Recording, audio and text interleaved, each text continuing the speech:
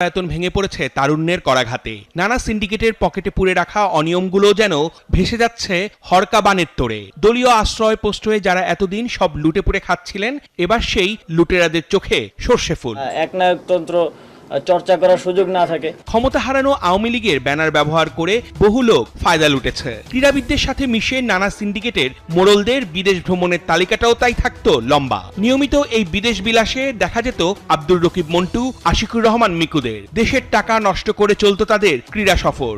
খেলোয়াড় কোচের সাথে তাদের জিও রেডি করে দিতে বাধ্য ছিল জাতীয় ক্রীড়া পরিষদ। সবশেষ প্যারা অলিম্পিকে অংশ নিতে 2 জন খেলোয়াড়ের সাথে কর্মকর্তা 14 জন। শিরোনামে সংবাদ প্রচার হয়, খবর চোখে পড়তেই এসেছে ব্যবস্থা।